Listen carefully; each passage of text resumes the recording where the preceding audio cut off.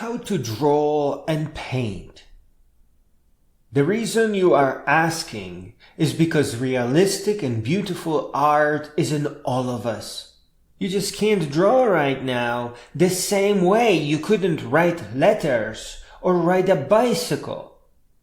You need those lines that helped you practice letters, or that stick or extra wheels that prevented you from falling on the bicycle. You just need to spend time writing your letters and riding your bicycle. And in art, that means you need art tools that will keep you drawing within the lines. The art tool is as simple as making your own tracing paper, or as complicated as buying pen and tablet and taking Open Source Krita tutorials. But let me just underline something, because something is going on here.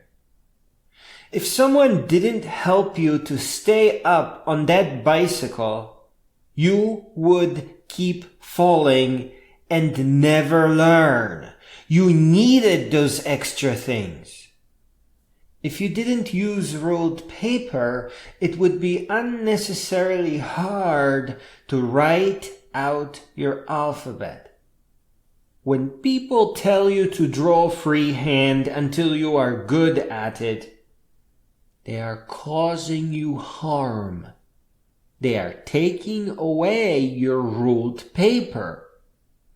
And pretend that you need to keep falling on the bicycle until you finally know how to do it. People are interrupting the development of your natural born talent. You were cheated, or are going to be cheated, out of art. Not just you.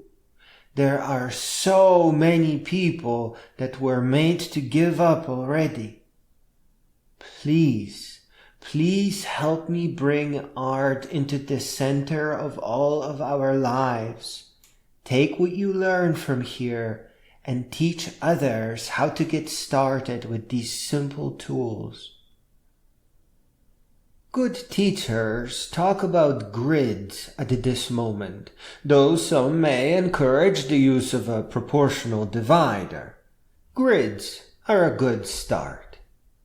But you need to move faster. You need to believe right now. So take a selfie, put a piece of paper on your monitor, and use a pencil to get started.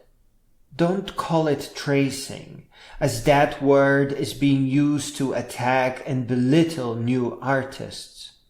It is used to suppress this beautiful talent that we are all born with. All the good artists use direct reference, as they wouldn't make money if everything they created was slightly crooked. We do have a bit of a problem here, because paper is good, but unfortunately, color is really hard here. As you move from sketching and drawing, you will need to mix colors. It is a beautiful hobby and a wonderful skill, but it will slow you down and distract you from practicing. If you start watching video tutorials on the free and open source Krita, which is a digital art program, you get a powerful image reference tool and the ability to sample colors from digital photos. And this too has a dirty word designed to push you away from art. People will say, color picking is not an art. You need to mix your own colors. So even though you are using a color picker, don't call it color picking, because that is how foolish things have become in the art world when no one was watching. Now, if you do stick with pencils, you will need to get some art pencils that go from dark to light. If you are going to paint acrylic, Get some canvas paper. You don't always need to buy a stretched canvas. And if you will paint with oils, get ready for a surprise. Because the magical thing about oils is that the paint stays wet for days to help you blend everything and move the colors around. It's pretty crazy. To move forward, it will cost you a bit of money, hopefully no more than $50. But you know, it is hard not to keep buying art stuff once you see that you can do beautiful things. Turning your house into a colorful and mystical art studio is a great motivational force, and so is exhibiting your art. If you are going to paint in the real world, get a mini projector, or splurge on a high-lumen office projector. The $50 to $80 mini projector can connect to your smartphone, so you shoot a selfie and then project it on canvas and draw or paint. If you want to keep things simple, use graphite paper or make your own. You can do that at a coffee shop without trying to mount your projector and keep everything stable. And somewhat heartbreakingly, because this is an extra step, the digital art world also has a $50 to maybe $65 expense, and that is a cheap pen and tablet. Aside from the pen feeling more natural than a mouse, the pen tip is a pressure sensor that will make your airbrush extremely powerful. People crazed with wanting to feel special will tell you that none of this describes art. But, the definition of good art is the following. Good art is the kind of art that changes lives. Now, this is more complicated to understand than it seems, but this is art.